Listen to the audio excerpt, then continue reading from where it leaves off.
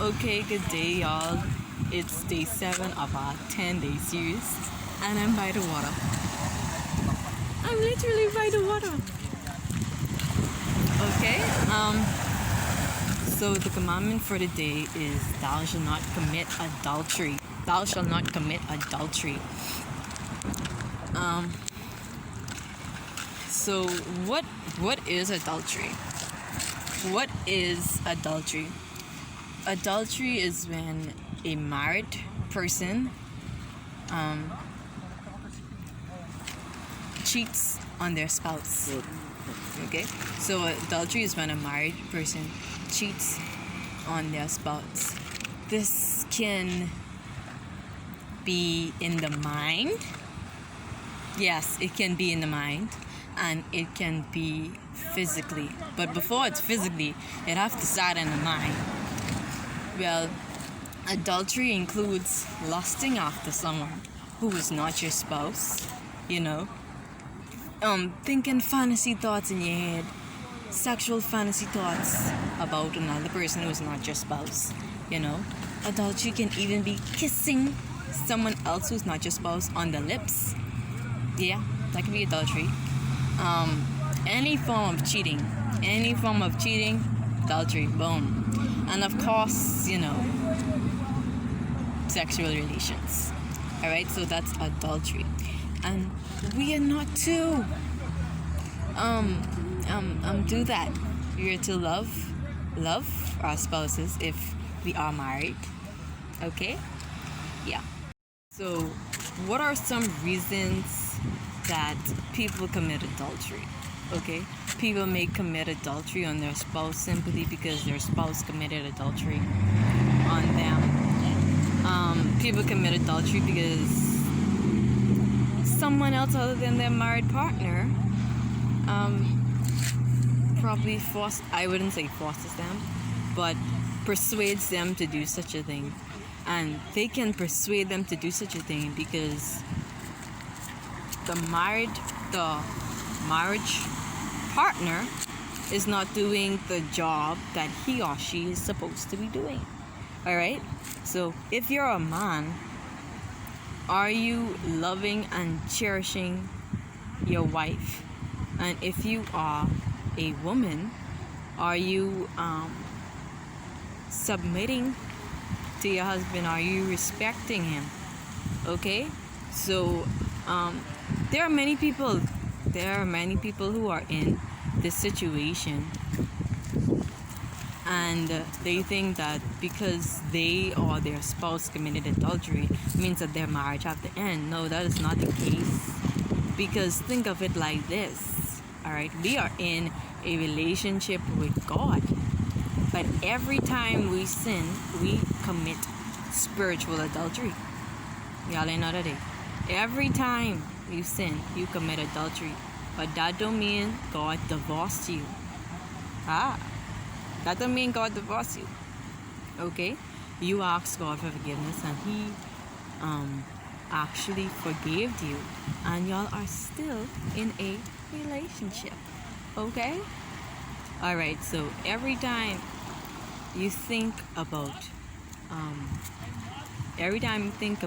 leaving your wife or leaving your husband, think of God leaving you.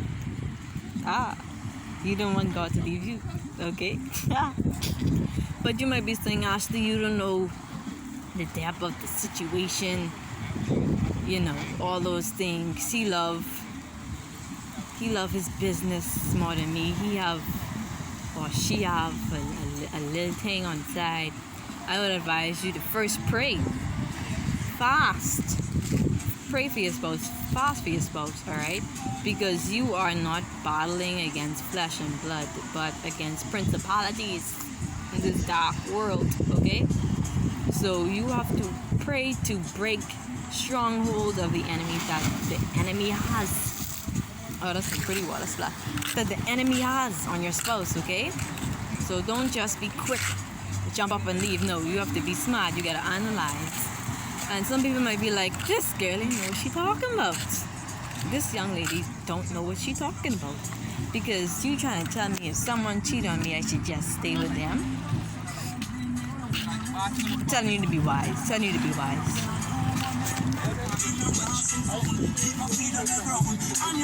The thing about it is God made a perfect example of this, because in the book of Hosea, y'all need to read that book. It's a solid book. God got Hosea the prophet, and he was like, go marry this hoe. Go marry this whore.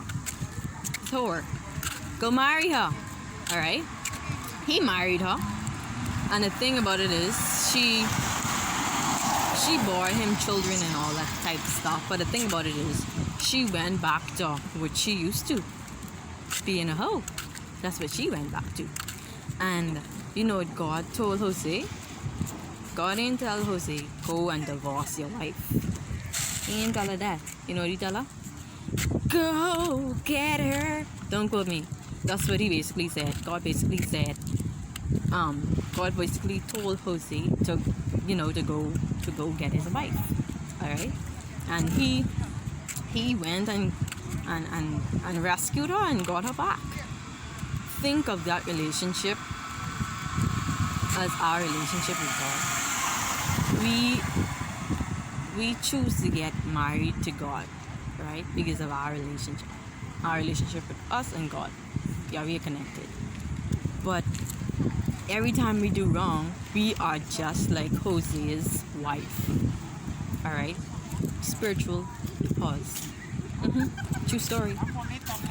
And when we repent and when we come back to God, we are just like when Hosea gets his wife back. So because God comes after us again. So just think on those things, okay? Just think on those things. God didn't just leave us just like that, even when we were yet sinners. So be patient, and pray, and fast, okay? You are not in a physical warfare, but you are in a spiritual warfare, all right? And what is one thing that is coming upon this world?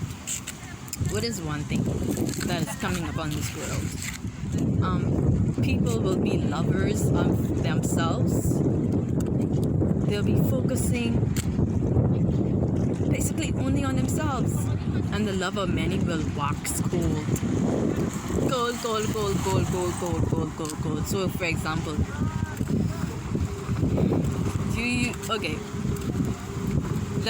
let's talk about what example should I use now? What example should I use?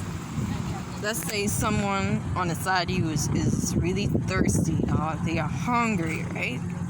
And you have a big plate next to you, and you know they hungry. You know they ain't had nothing to eat. And you still eat that big plate of food.